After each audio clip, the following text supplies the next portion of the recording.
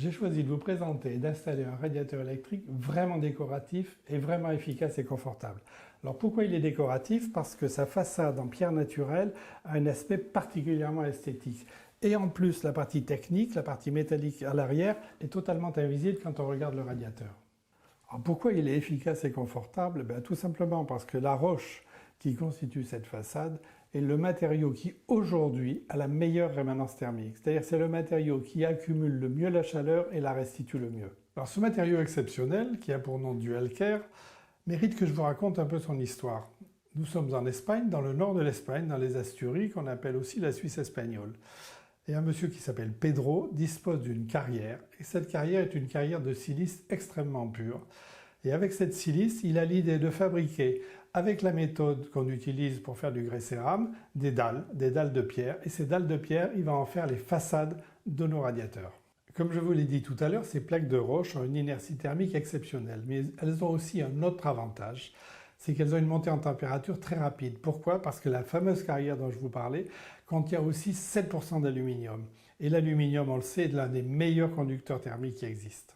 Dualker est proposé en 3 versions décoratives, en 3 aspects. À gauche, sable blanc, au centre, terre lunaire avec un gris très moiré, et à droite, ardoise noire. Alors chaque plaque Dualker a une façade décorative unique, toujours différente des autres, et elle a un dos, et ce dos est structuré avec des picots. Et cette structure à relief va permettre à l'air de circuler, et en particulier, elle va éviter le brûlage des poussières quand le radiateur chauffe. En plus, le Dualker ne se casse pas, il ne se raye pas, et il est même garanti à vie. Par sa constitution, le radiateur Dualker chauffe de 3 façons complémentaires et conjointes. D'abord, il chauffe par convection, l'air passant entre la façade et l'élément chauffant. Ensuite, il chauffe par accumulation, la façade de roche emmagasinant la chaleur jusqu'à 75% en plus qu'un radiateur traditionnel. Et enfin, il va chauffer par radiation, la chaleur absorbée par la façade étant ensuite transférée par rayonnement dans toute la pièce. Résultat, jusqu'à 42% d'économie d'énergie. Les radiateurs Dualker répondent aux exigences de la norme NF et ils bénéficient de la norme Ecodesign. Le radiateur est proposé en 3 puissances, 1000 watts, 1500 watts et 2000 watts. Et le choix de la puissance va d'abord dépendre des dimensions de la pièce, mais ça dépend aussi de l'isolation de la pièce. Alors selon les cas, on va choisir, pour faire simple, entre 100 et 150 watts par mètre carré. Ce qui veut dire que si vous avez une grande pièce, il faudra nécessairement 2 radiateurs. Vous pouvez aussi savoir la puissance nécessaire de façon très précise. D'abord en allant sur le site du fabricant, mais aussi dans le magasin en scannant le QR code, ce qui va vous permettre de réaliser un bilan thermique de la pièce à chauffer. Le radiateur Dualker est simple à poser à une condition, c'est celle d'avoir prévu une alimentation électrique en 220 volts avec une ligne protégée par un disjoncteur différentiel à courant résiduel qu'on appelle un DDR qui sera réglé sur 30 mA. Alors au besoin, n'hésitez pas à faire appel à un électricien professionnel, en particulier si votre installation électrique est équipée d'un système de fil pilote. Le radiateur est obligatoirement raccordé à sa ligne directement par une sortie de fil comme ça et jamais par une prise. L'appareil est fourni avec un kit de fixation, donc un support mural, les chevilles et les vis adaptées pour mur plein. En revanche, si comme ici vous avez un mur en plaque de plâtre, il va falloir utiliser des chevilles adaptées. Le bas du radiateur doit être au moins à 25 cm du sol et à 10 cm d'un mur voisin. Donc là maintenant, moi, je vais tracer l'emplacement du support à 55 cm au-dessus du sol. Alors je commence par tracer l'emplacement d'une des fixations. Alors d'abord je perce. Je pose la cheville.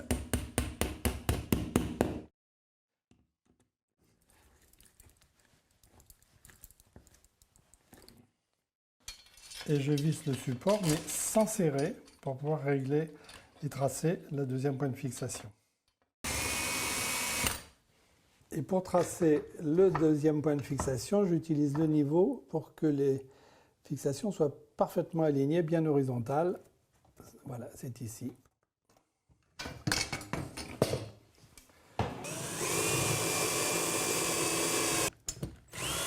Et là, je peux visser à fond.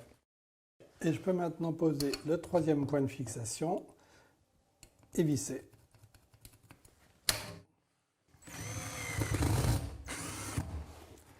Alors avant de procéder au raccordement électrique de l'appareil, il va falloir bien évidemment couper l'arrivée électrique de la ligne en baissant le disjoncteur au tableau de répartition.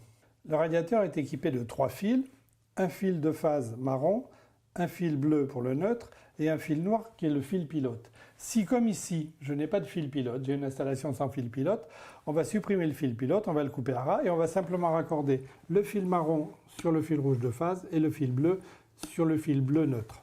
Donc, dans le cas qui est ici, je coupe le fil pilote à ras et je vais isoler par un petit morceau d'adhésif qui va faire le tour et empêcher toute connexion et tout contact avec les autres fils. Maintenant, il suffit de raccorder les fils les uns avec les autres, le bleu avec le bleu, le rouge avec le marron, chacun avec un petit connecteur.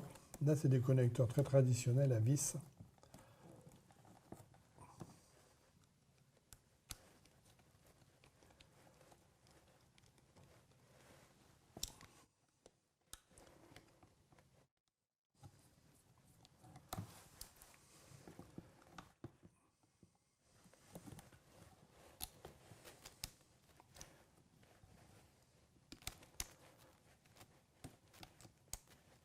Je rentre les connexions dans la boîte d'encastrement et on va faire passer le câble et le bloquer avec le cavalier de fixation ici.